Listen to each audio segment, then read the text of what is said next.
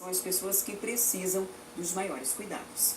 Foram confirmados 27 casos provocados pelo vírus que causa a gripe influenza A e 18 pelo sincicial respiratório. O Comitê para Enfrentamento de H1N1, composto por órgãos municipais e estaduais, já considera que o estado vive um surto da doença, já que em 2018 foram registrados apenas 4 pacientes com essas síndromes respiratórias graves e nenhuma morte.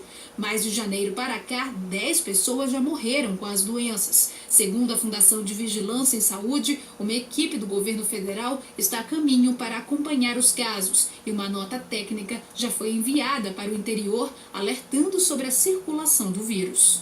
Os idosos são grupos de risco, como eu já falei, as pessoas que têm asma, as pessoas que têm alguma pneumopatia, alguma doença de pulmão, as pessoas que têm síndromes neurológicas, os hipertensos, os diabéticos, todos esses é necessário ter um cuidado especial com eles, no sentido de que, ficando gripados, procurem assistência médica. Os sintomas incluem febre alta de início súbito, dor nos músculos, articulação, na cabeça e na garganta, além de coriza.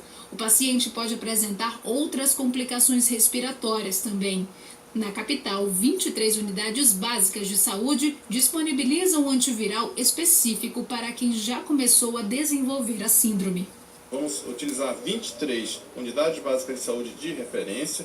O Estado já disponibilizou 10 mil doses do medicamento Tamiflu. Esses medicamentos já estão sendo distribuídos agora pela manhã nessas 23 unidades. A população, aqueles que estão sentindo que a gripe está agravando, com febre, com falta de ar, que procurem uma dessas 23 unidades básicas de saúde.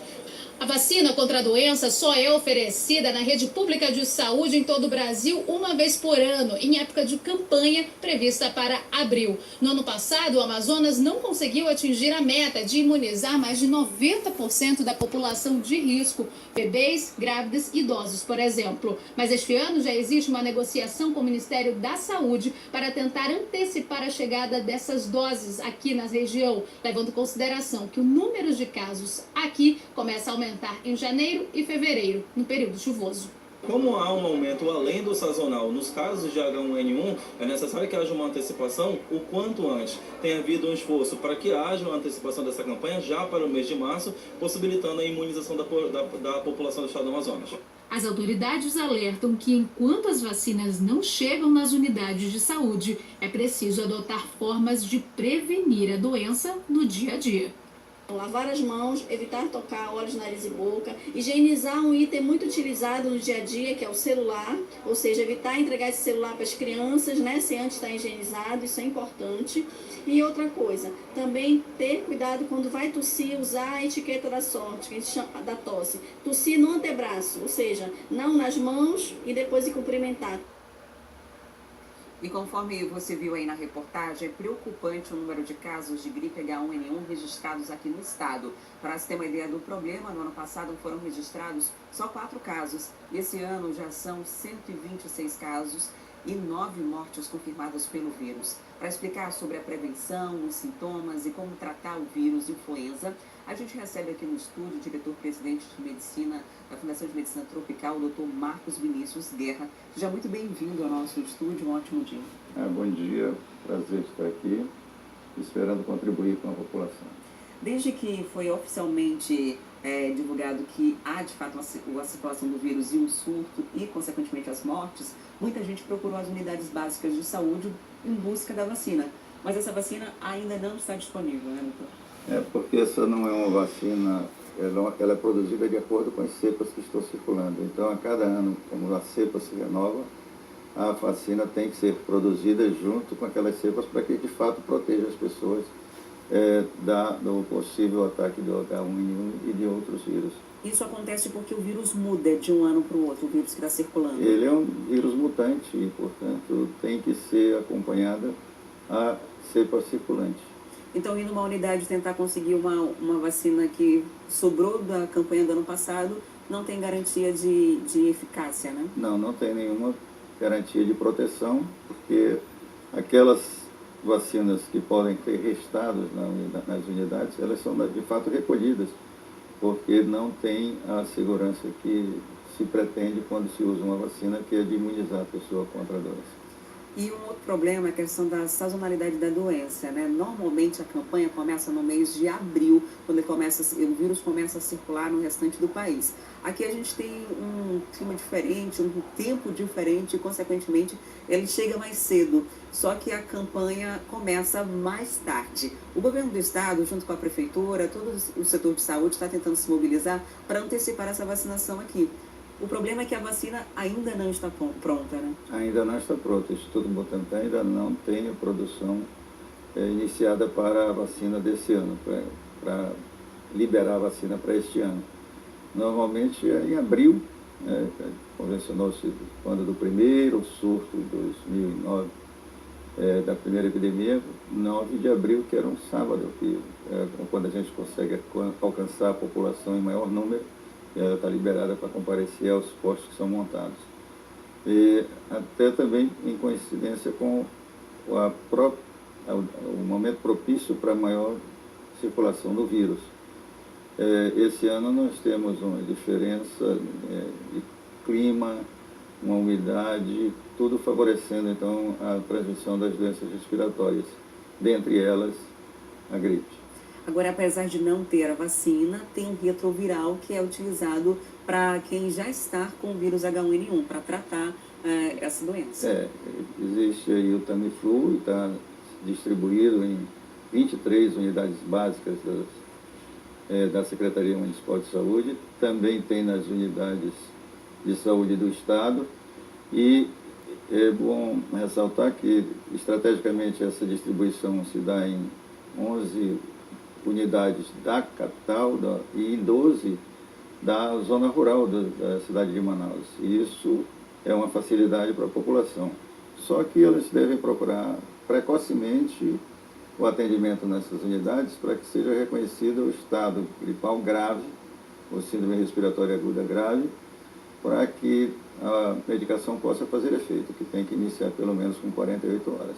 E para ajudar você de casa que está acompanhando a gente a entender por que o vírus acaba sendo tão perigoso e os sintomas para procurar uma unidade básica de saúde, esses são os principais: febre alta, dores nos músculos e articulações, dor de cabeça, garganta, coriza, complicações respiratórias. Várias viroses têm essas mesmas características, né? Um que chama a atenção, principalmente aí nesses sintomas da H1N1, é a febre, que já começa muito alta, né? Isso, é a intensidade de todos esses sintomas. Todos eles são muito fortes. A cefaleia é importante, a dor de cabeça, a dor muscular também é importante, é muito forte. Não vai ser uma dorzinha? Não vai ser uma dorzinha e fica permanente. Então isso que chama a atenção para a gravidade da doença. E aí tem que se incluir também as pessoas que são colocadas dentro de maior risco, né? Que são os idosos, as gestantes, as crianças abaixo de 5 anos, os indígenas, o pessoal das unidades prisionais, tem maior risco, os diabéticos, os hipertensos, os pneumopatas, principalmente os pacientes que têm asma, que têm bronquites crônicas. Essas são pessoas que vão ter maior probabilidade de desenvolver a forma grave da doença. A gente está no comecinho do ano ainda, 126 casos foram confirmados no estado e 9 pessoas morreram. Por que esse vírus é tão perigoso e, em alguns casos, acaba sendo letal? Olha, ele é um vírus que promove principalmente a alteração muito acentuada do trato respiratório, de forma que dá insuficiência respiratória e, em algumas situações, evolui para outros sintomas, não só respiratórios, mas também cardíacos, e acabam desenvolvendo ou evoluindo para o óbito.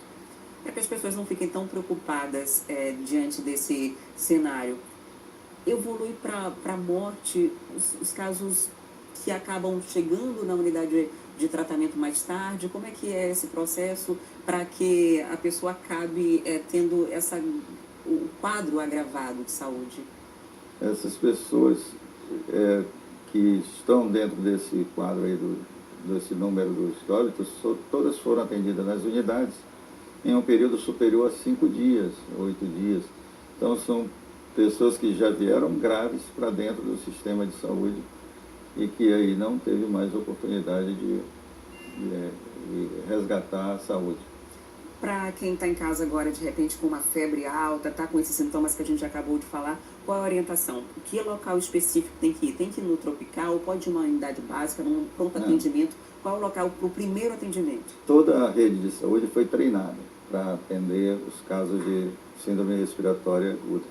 Então, qualquer unidade está preparada para atender isso. Não é necessário se deslocar ou despender um recurso financeiro com transporte, mas para a Fundação de Medicina Tropical. Eles têm a unidade básica disponível e tem pelo menos 5 na Zona Leste, 3 na Zona Oeste, várias outras unidades são capazes de atender as pessoas e os médicos e enfermeiros já foram treinados pela Fundação de Vigilância Sanitária e também as unidades particulares foram treinadas, quer dizer, a rede privada também está treinada para detectar casos possíveis de síndrome respiratória aguda grave. Então você vai na unidade mais próxima de sua casa e lá você vai ter toda essa orientação. Se for suspeito já do caso de H1N1, já vai ser encaminhado para uma unidade que tem um medicamento específico, né, para iniciar o tratamento o quanto antes. Agora, Sim.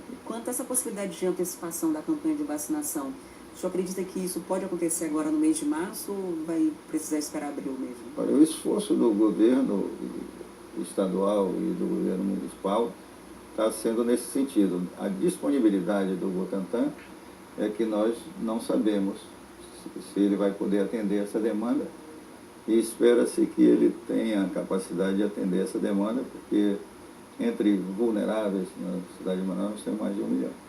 Muito obrigada por sua visita aqui no Manhã no Ar, por trazer esclarecimentos para a gente. Eu que agradeço. Recebi hoje o Marcos Vinícius Guerra, diretor-presidente da Fundação de Medicina Tropical, para trazer esclarecimentos sobre o surto de H1N1 que está circulando aqui no Amazonas. E agora